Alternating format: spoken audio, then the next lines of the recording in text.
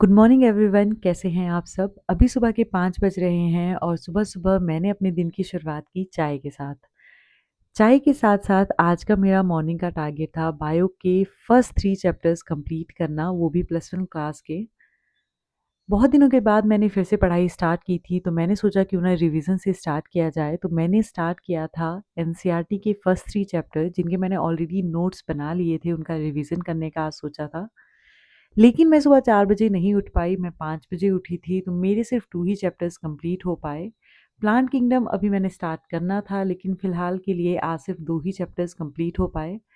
2 chapters में भी जो इम्पोर्टेंट एमसीक्यूज़ थे, वो भी मुझे पढ़ने के लिए अभी रह गए थे क्योंकि बच्चे आज थोड़ा-सा जल्दी उठ गए थे। तो फिर मुझे बच्चों के साथ थोड़ा टाइम स्पेंड करना पड़ा और बुक्स को क्लोज़ करना पड़ा। अपना टारगेट से थोड़ा-सा कम आज मेरी सवेरे की पढ़ाई हुई और उतना ज़्यादा प्रोडक्टिव जितना मैंने सोचा था, उतना ज़्यादा नहीं हो पाई। उसके बाद 7 बजे से 8 बजे तक अगला काम था किचन का, तो किचन में वेदिका मेरे साथ ही थी, तो उसको खाना बहुत पसंद है, तो मैंने उसे सुबह-सुबह एप्पल काट कर दिया और थोड़ी ही देर के बाद वामिका भी उठ गई। सुबह उठते ही बच्चों को पेरेंट्स की अटेंशन चाहिए होती है, स्पेशली बच्चे अपनी मदर के पास रहना पसंद करते हैं, उनकी गोद में रहना पसंद करते हैं। तो फिर मम्मी जी के आने के बाद मम्मी जी बच्चों को लेकर लेंटर पर चले गए और मैंने सबके लिए चाय बनाई। आज 2 अक्टूबर था, यानी कि आज गांधी जयंती भी थी और साथ ही साथ दशहरा भी था। इसीलिए छुट्टी भी थी, तो सब लोगों ने आराम से मिलकर एक साथ बैठकर चाय पी। छुट्टी वाला दिन बहुत रिलैक्स रहता है, सब लोग आराम-आराम से काम करते हैं और ऑटोमैटिकली ही मेरी स्पीड भी काम करने की कम हो जाती है। आज हमारे बहुत टाइम से गैस खराब थी, तो आज गैस ठीक करने वाले भैया ने भी आना था, तो जल्दी-जल्दी से मैंने किचन में सारा खाना बनाकर रेडी कर दिया। आप लोगों को बता दूँ कि आज खाने में मैं बना रही थी पीले चने की दाल, जो कि मेरी फ़ेवरेट है। साथ में कढ़ी बना रही थी, जो कि बच्चों की फ़ेवरेट है और चावल। आटा इसलिए कर रही थी क्योंकि मम्मी जी चपाती ही खाते हैं, वो चावल नहीं खाते हैं, तो उनके लिए चपाती बनाने के लिए मैंने आटा रख दिया था बनाकर। बच्चे अपने पापा के साथ ग्राउंड में चले गए थे खेलने के लिए। छुट्टी वाले दिन का ये फ़ायदा रहता है कि बच्चे मैक्सिमम टाइम अपने पापा के साथ ही टाइम स्पेंड करते हैं। तो मैंने सोचा था कि आज बच्चों का काम लेट होगा, तो इसीलिए जल्दी से सारे घर की सफाई कर दूँगी क्योंकि बच्चों के स्कूल यानी कि आंगनबाड़ी में भी आज छुट्टी थी। तो जल्दी से मैंने सारे घर की क्लीनिंग कर दी। क्लीनिंग, डस्टिंग, ये सारी चीज़ों के लिए अगर हम रोज़ टाइम निकाल सकते हैं, तो अपने आप के लिए क्यों नहीं निकाल सकते? फॉर एग्ज़ाम्पल पढ़ाई हमारी लाइफ़ का one of the most important part है। अगर हम घर के काम करने के लिए रोज़ टाइम निकाल सकते हैं, रोज़ सेम काम कर सकते हैं, तो पढ़ाई को भी क्यों हम रोज़ नहीं कर सकते? यही सोचकर मैंने 21 डेज़ का चैलेंज लिया है कि हाँ, अगर मैं बाकी काम के लिए टाइम निकाल सकती हूँ, तो मैं अपने पढ़ने के लिए भी डेली टाइम निकालने की कोशिश करूँगी। यहाँ पर जो है हमारे खेत पर जो है जमेडी यानी कि मतलब ये एक सिट्रस फ्रूट होता है, वो लग चुका था। तो आज इसमें से हम कुछ निकाल रहे थे खाने के लिए। अभी ये पूरी तरह से पके नहीं थे, तो सिर्फ़ इसमें से 1-2 हमने निकाले। उसके बाद बारी थी घर के अंदर बच्चों को रेडी करने की। कुछ दिनों के बाद आपको इस कद्दू की सब्ज़ी की रेसिपी भी शेयर करूँगी। ये वाला जो फ्लावर है, ये धतूरे का फ्लावर होता है और जो कि शिव जी भगवान को चढ़ाया जाता है। 2 फ्लोर्स की सफाई करने के बाद अब बारी थी हॉल की सफाई करने की। बच्चे आज बिल्कुल भी डिस्टर्ब नहीं कर रहे थे, इनफैक्ट वो लोग घर पे भी नहीं थे, वो लोग साइड के ग्राउंड में खेलने गए थे। तो बढ़िया आराम से काम जल्दी-जल्दी हो रहा था, कोई दिक्कत नहीं आ रही थी। अदरवाइज़ बच्चे एक साइड मेस डालते रहते हैं और दूसरी साइड सामान बिखरता रहता है। लेकिन आज का सबसे बड़ा रिग्रेट ये था कि मेरी पढ़ाई के जो टारगेट्स हैं, उन्हें मैं अचीव नहीं कर पाई।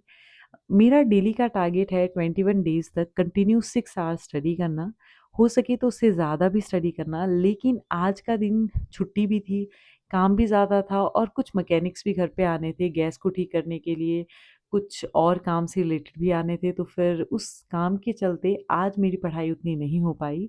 लेकिन मैंने सोचा था कि शाम को सोने से पहले अपने टारगेट्स ज़रूर अचीव करूँगी।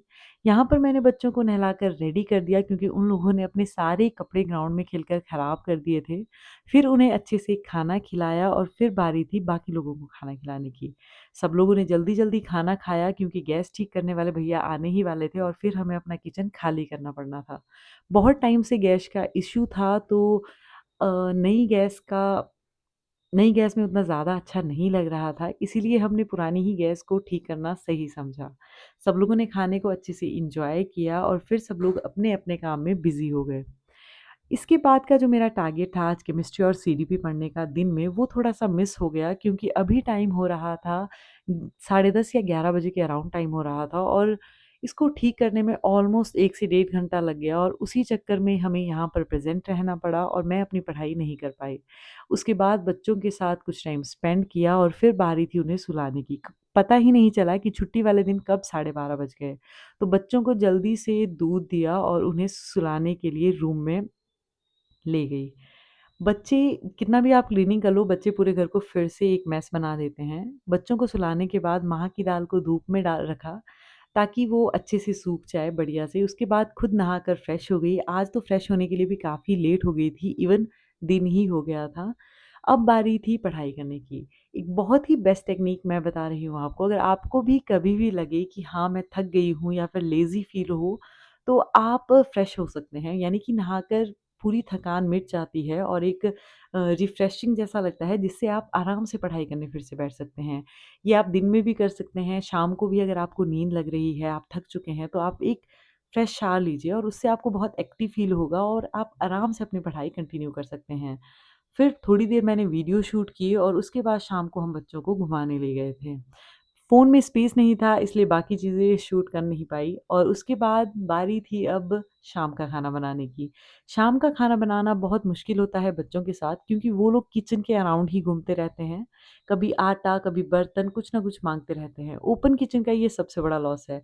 अदरवाइज़ आप अपने किचन का डोर बंद कर सकते हैं, यहाँ पर तो बच्चे किचन में ही रहते हैं।